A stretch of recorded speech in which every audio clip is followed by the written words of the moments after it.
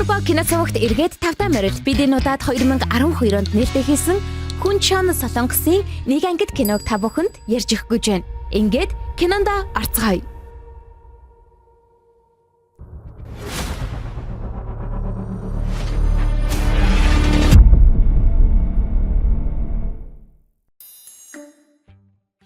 Энэ настай эмэгтэй Америкт хүүхдүүдтэйгээ хамт амьдардаг. Түүнд Солонгосоос нэгэн үл таних хүнээс дуудлага ирдэг.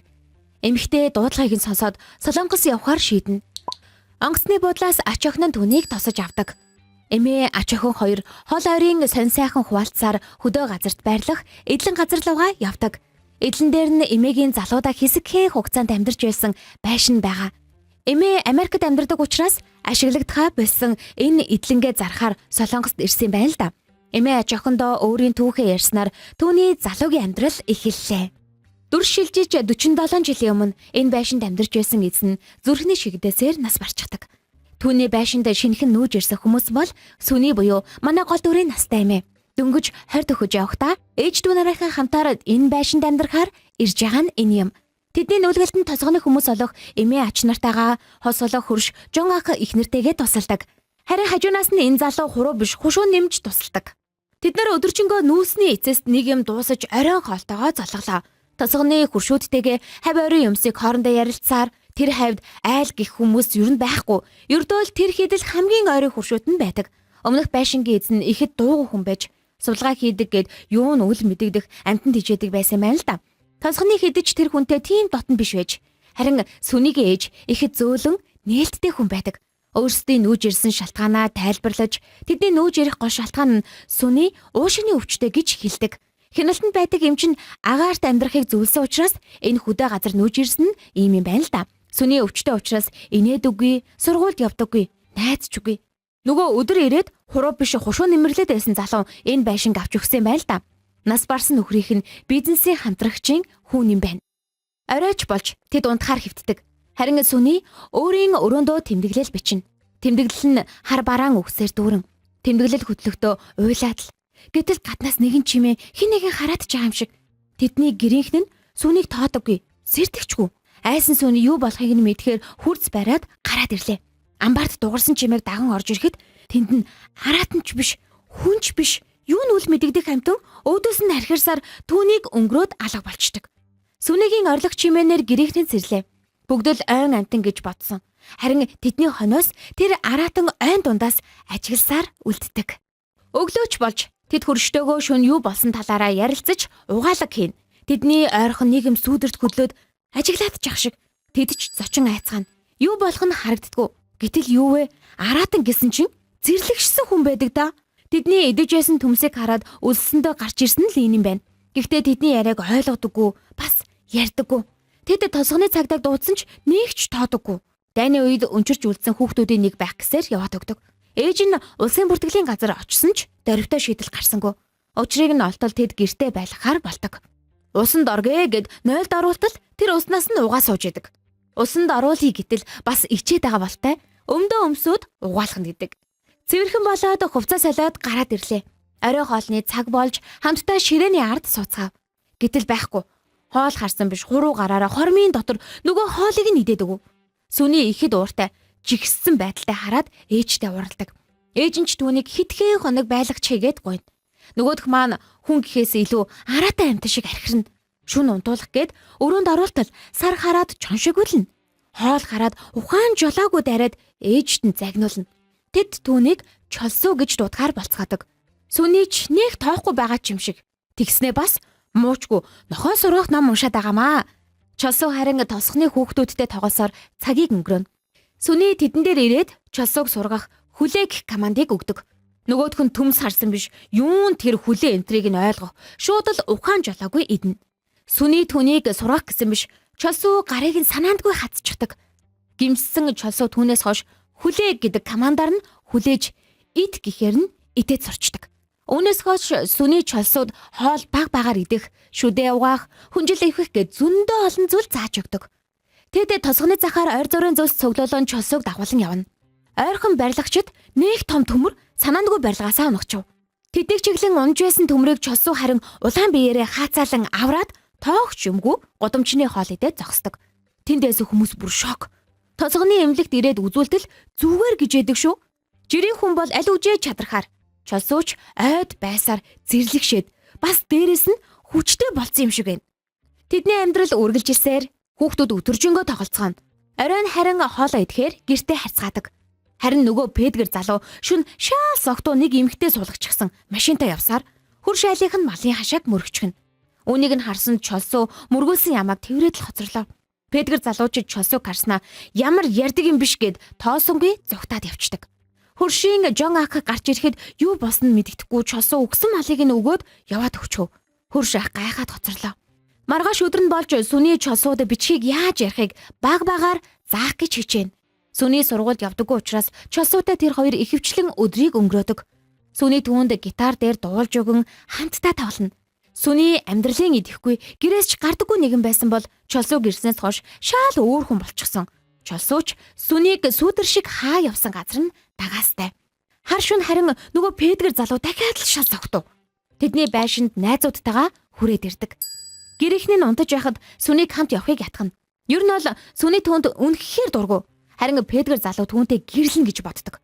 Сүнийг шүндөлөөр хоргоогоод байсныг нь харсан чолсуу ихэд дургу холоос гараад архираад л сүнийг түлхэж унгаасныг нь харсан чолсуу тесэрч тэдний өмнө нүдэн дээр нь хүн чинь болоод хорчов. Бүгд шок.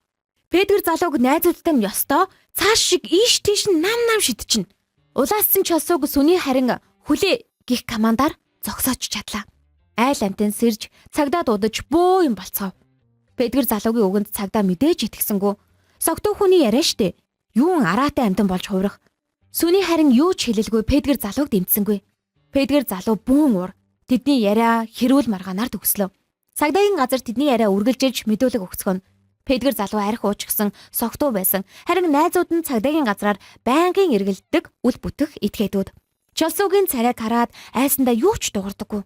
Энэ хэрэг ингэсгээд өнгөрөхөр болов. Педгэр залуу сүнигийн түүний аавыг нь дуудах яриагаар дуугаа намсгадаг. Учир нь гэвэл Педгэр залуугийн аав нь сүнигийн аавын компаниг нас барсныхан дараа бараг л буруу гараар өөрийн болгоцсон юм байна. Тиймдээ ч энэ байшинг авч өгсөн байна л да. Дүрс шилжин сүний ээжтэйгээ байшингийнхаа хажуу амбарыг цэвэрлээд зогсож байна. Тэдэн дээр Педгэр залууч ирлээ. Тэд чолсууг байшингийнхаа хажуу амбарт байлгахаар боллоо. Цэвэрлэгээ хийжсэн чинь бөөн хогон дундаас нь өмнөх эзний бичиг баримт нь үлдчихэж. Тэрийг нь харсан Педгэр залуу нэгэн бичгийг нь олоод Канг гэгч профессорыг зорин очдог. Тэр профессор хүн чоны талаар судалдаг судлаач юм байна. Тэр үед харин сүний хоригдсон чолсуу дээр орж ирнэ. Чолсуу юу болоод байгааг нь ойлгож байгаа ч юм алга. Сүнийг зурчихсан бас гитарыг нь зурчгаж. Тоглоод өгөөл гээд байгаа болтой. Харин гитарыг нь манд Педгэр залуу өмнөх шөнө нь уурсан урандаа эвдэлчих. Гитарынхаа оронд түүнд яаж уншихыг заахаар болов. Ном уншиж сурсны дараа цасан хүн гих энэ номыг уншиж өгөхийг сүний чолсуугаас хүсэж бас цасан хүн хамтдаа хийхээр тохиролцсон. Манай чолсуу ойлгосон ч юм уу бүү мэд. Сүний чолсуу хоёрлог гэртээ үлдсэн байсан учраас сүний түүнийг нууцаар дагуулад гарлаа. Хамтдаа ярилцсан, хөөцөлдөж тоглоно. Харин сүнигийн бие нь муу учраас гинэт хурдтай гүйснээс амьсгаатад ухаан алдаад унчив. Түүнийг нь харж балмагцсан чолсуу юу хийхээ мэддэггүй. Гэртээ өөрөөд ортол хинч байдаггүй. Том хүн олж өрөөсөө чаддаггүй. Айсандаа түүнийг ойроо дагуулад орчдөг. Хар шөнө тосгоны иргэд тэднийг хайсаар хөөрхөн ээж нь уйлаад л байх юм. Үүнийг далимдуулаад Педгэр залууч усыг муулаад авнаа бас. Ашгүй тэднийг олоод очлоо. Сүний харин ухаангүй. Педгэр залуу профессорыг болон баахан буутаа хүмүүсийг дагуулчих. Олбоогүй юу гинжилж аваад хорчив. Канг профессор ээж нь учиргүй л адгуус, араатан, хүн чон гэд баахан зүйл тайлбарлаж гарна. Мэдээж юу яриад байгааг нь яаж ойлгох вэ? Дайны үед эрдэмтэд супер цэрэг бүтээх зорилгоор маш нууц туршилтууд хийгддэг байсан юм байна. Тэдгээрийн нэг туршилтыг эдний өмнөх байшингийн эзэн хийдэг байж. Тэдний яриан дээр улсаас цэргийн бололтой хүн ажиллахаар ирдэг. Тэд ярилцсан, тэдний гэрийн хажуу амбарт чолсууг ажиллахаар болов. Эдгээр туршилтууд нь хүний ёсноос гажууд байсан учраас засгаас хав дараастай. Яавч гадуур тархаж болохгүйг сануулна. Хэрвээ чолсуу тэдний хэлсний дагуу үнэхээр л араатан болж хувирвал тэр дор нь алах юм баг. Үүнийг сонссон Педгэр залуу баярлаж, харин бусд нь гайхаж хоцорно. Сүнигийн бие нь мууцсан учраас нэлээд хэдэн хоног эмнэлэгт эмчлүүлэхээр хот явахаар болов. Харин цэргүүд болон Кан профессор чолсууг ажиглаад үлдлээ. Педгэр залууч тэднийхээс явах шинжгүй. Цэргийн дарга чолсууд ямар нэг хачин чихтэй үйлдэл ажиглагдах юм бол буудаж унагаана гэдэл Харин Канг профессор нууцаар түүнийг судлана. Цусны бүлгийг тодорхойлох боломжгүй. Сонсох, үнэрлэх, харах мэдрэмж нь хэтэрхий сайн. Халуун нь хүнийхээс хит халуун буюу 46 градус. Харин хүч нь зааныхтай адил байна гэх юм. Хэдий тийм ч Канг профессор түүнийг алуулахгүй тулд л энэ мэдээллүүдээ нууцлахаар болов. Хэд хоног ажигласан ч түүн дээр ямар ч өөрчлөлт гарсангүй. Хотод үзүүлсэн сүнийгийн биеинч ачаалал авснаас биш айхтар муудаагүй байж л таашгүй. Харин Петгэр залуу чолсууг ажиллахаа зогсооно гэдгийг сонсоод бөөн уур. Сүний буцаж ирж чолсууг тэвэрлээ. Тэр сүнийг үгнээс гарна гэж байхгүй. Профессор болон цэргийн дараг ажиглалтаа зогсоож дүүнэлт нь чолсуу хар багаас аратан амтан дунд өсөж хүнийхээ сураагүй учраас аратан шиг авирсан болохоос биш шин зүйл сурах, суралцах бүрэн боломжтой гэж тогтоосон байна. Үүнтэй Петгэр залуу яавч эвлэрч чадсангүй.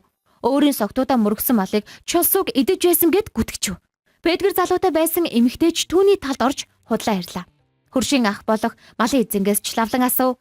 Гэтэл тэр юу ч хараагүй учраас чолсууг тэрврээ зогсож байсан гих үннээ л хэлв. Хэдий тийм ч хөрш ах адгуу самтан эзэн шинжтэй биш байсан гэд тайлбарлах гэж оролдов.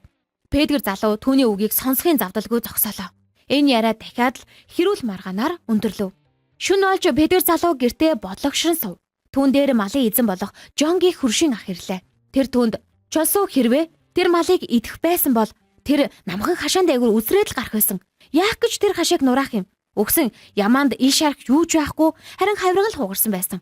Чи харин өөрийнхөө машиныг маргааш аваад ирээрээ шалгах зүйлээ сүрлээр тэмдэг болгож хүчсэн байсан. Тэрнийг харин тэр хүмүүст үзүүлнэ гэхэд Петгэр залуу балмагдан тэгээд надаар яалах гээд байгаа юм. Гэхдээ хэрвээ чи худлаа ярьж исэн бол худлаа ярьсан гэд үннээ л хэл. Би харин амаа хамихаад чимээгүй байж. Сайн хүмүүсийг зовоохоо болоод зүгээр л тэр сөүл рүүгээ буцаад яв гэж хэлдэг. Хөрш ахыг буцах замд харин Петгэр залуу тас нам зохиод унгаачихна. Харин нөгөө талд чолсуу амбарт хоригдоостой. Түүн дээр сүний хурж ирээд чи үнэхээр Жон ахын ямааг алсан юм уу гэд итгэж чадна. Петгэр залуу хөршийн ахыг цааш нь харуулчих. Тэдний байгаа байшинд нууцаар ирж тэдний тогийг тасаллаа. Чолсууг ажиглаж байсан камер ажиллагаагүй болов. Тэд ямар юу болоод байгааг мэдх юм биш. Шалгахаар гарч ирсэн хүнийг дахиад тас нам зохиод унгаачдаг. Чолсуу дээр нууцаар ороод түүн дээр их л сайн хүн шиг ярьж гарав. Чолсуу хүмүүсийн яриаг сайтар биш ч гэлээ ер нь бол ойлгодог болчих. Түүний хажууд нь зураад тавьчихсан гитарыг хараад түүнд худлаа ярьж эхэлдэг. Сүний ойрд их гунигтай царайлаад байгаа эцтэй. Гитар нь байхгүй болохоор тэгсэн байхгүй юу? Дуулж чадахгүй болохоор л өвчин нь хүндрээд үгчиж магадгүй. Тэгсэн гитар нь хөршийн ах Жонгийн бэлээ. Сүний яг үнэндээ чамд дургүй штэ. Гэхдээ гитарыг нь аваад ирвэл чамд жоохон дуртай болох байхаа. Чи аваад ирэх юм уу гэд суллаад явуулчихдаг. Тэр хооронд байшинд байсан хэд тогоо дөнгөж залгаад байж байлаа. Камер хартал чолсуу байдаггүй. Гайхсан тэдэн дээр Петгэр залуу гүн орж ирэн худлаа ярьж гарлаа. Хөршийн ахих руу дахиад мал идэхгээ явцсан. Би сая замдаа харсан энтергээд буурж өглөө. Нөгөө зохиод унгаачихсан хүнийг хүртэл чолсуу зогсон мэт жүжиглдэг. Тэд ч сандралдан Жон ахих руу бүгд бөөнөрөө хөдөллөө. Петгэр залууч бас хажуугаар нь бууга аваад явахыг сэргийн даргад сануулдаг. Нөгөө талд чолсуу Жон ахих руу сүнийгийн гитарыг нь авчихсан гэд их ууртаа алхаж явдаг. Нам унтаж байсан эхнэрийг нь сэрээж хаалгыг нь нэвлээд орлоо. Унтаж байсан хүн айж балмагдан юу болоод байгааг ч ойлгосонгүй. Тэдний гэрээг чолсуу түвэж өглөө. Аминда сүнийгийн гитарыг л хаяагаад байгаа юм штэ.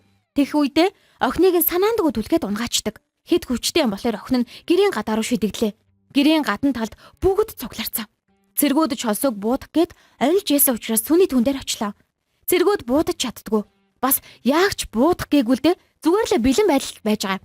Тэгтэл Петгэр залуу бухимдан буудахыг шамдуулна.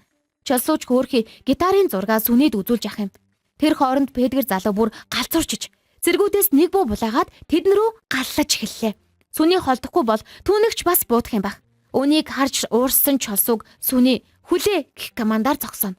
Сүний Петгэр залуугаас бууг нь булаах гэсэн биш. Тэр чи сүнийг өшиглэн зодож эхэлдэг. Юун тэр гэрлэх хүсэлтэй хүн энэ хайр найргүй өшиглэж байдаг. Чолсуу твцсэнгүү бүгдийн нүдэн дээр хүн чон болоод хуурчив. Чолсуу айдас мэдэрсэн үедээ бас дээрэс нь их ууралсан үедээ хүн чон болоод хуурчдсан байна. Үүнийг харсан тэнд байсан хүмүүс бүгд шок. Бүгд түн рүү гал нээж эхэлнэ. Буу нөлөөлсөнгүү ууралсан чолсуу Петгэр залууг хитгэн хазалтаар цааш нь харуулчихдаг. Бүгд балмагдан түүнээс сайн. Чолсуу харин сүнийг дагуулад ойроо зүгтаалаа. Цэргийн дараг цэргүүдтэй чолсууг алахыг тушаав.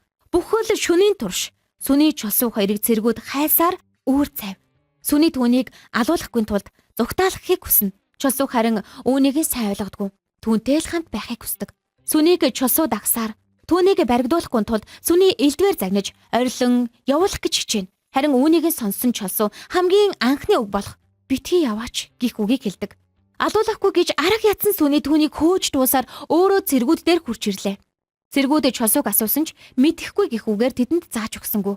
Цэргүүд сүнийг олсон учраас буцааж энэ хэргийг илүү томруулахгүйгээр нуухаар болов. Тэд ч энэ хэрэгээс хойш тэр байшингаас нүүв. Цэргүүд буцаж явлаа. Сүний чулсууд захиа бичиж үлдээгээд тэр гэрээс гэрийнхэнтэйгээ хамтдаа нөөв. Дүрс солигдсон өнөөдрийн сүнигийн хөгшин үе дээр ирдэг. Газрын алдаанаас Америкт байгаа сүнийтэй холбогдсон нь энэ эдлэн сүнийг нэрээр ээжээс нь өвлөгдөн үлдсэн байж бизнес эрхлэгчид тэр хавийн газрыг шинчлэн амралтын газар барих хүсэлтэй байлаа. Тийм ч учраас сүнийгээс эдлэн газраа зарахыг хүсэж гин. Тэр аж охинтойгоо тэр байшинда нэг хонохоор болов. Тэдийг хонох шөнө аж охин нь уцаар ярин гадаа байлаа. Гэтэл нэг чимээ ой дундаас гарч байна. Сүнийг нойр хулжиж шөнөөр бодлогшин сууж яхад тэр чимээ дахин гарсаар гайхсан сүний гадаа гарахад чулсууг хордог байсан амбаараас гэрэл цохож байна. Үүнийг харсан сүний тийшээ ороход тэр газар нь ногоо цэцэгсээр дүрж хаалганы цаанаас гэрэл асаж байдаг. Чулсуу түүнийг залуугийн тэрэл төрхөөрөө нэг ч хөгшөрсөн зүйлгүй хүлээгээд сууж байлаа. Сүнийг битсэн захиаг өөрт нөгдөг. Үүнийг харсан сүний хараад л уйлаад байна. Дээр үед эвдэрсэн байсан гитарыг нь ч эвлүүлчих. Толгоогоо өгөөд илүүлэх гээ тонгоно. Сүний харин уйлсаар л энэ бүхэл цаг хугацааны турш чулсуу түүнийг хүлээсээр байж сүний түүнээс уучлалт гуйн дахин хүлээхгүй байхыг хэлдэг. Сүний хөгшин эмээ болсноо хэлж бүхэл хийхийг хүсдэг байсан зүйлээ хийн яаж амьдрснаа ярина. Чулсуу харин түүнийг ямар их санснаа сүний яг л хэвэндээ байгааг хэлдэг. Тийм ээ. Чулсуу бүрэн ярьж чаддаг болчих. Түүнд амлсныхан дагуу чулсуу цасан хүн гих номыг сүнийд уншиж өгөн өглөө боллоо. Харин өглөө болоход чулсуу байсангүй. Түүний ширээн дээр ханан дээр зурсан зургууд бичгүүд дүүрэн. Сүний аж охиноо дагуулan хот руу буцахаар машинтайгаа хөдлөлөө. Тэр газрыг худалдан авах гэсэн хүмүүс түүн рүү залхахад тэр газраа зархаа байсан гэдгээ хэлдэг. Харин чулсуу тэднийг холоос ажигласаар цасан хүн хийж байгаагаар кино маань төгсдөг. Турбо кино суугтай хамт байсан сонсогч танд баярлалаа. Та бидний санал болгож байгаа киног заавал бүрэн ихээр нь үзээрэй. Дараагийн киногоороо уулзтлаа. Түр баяртай.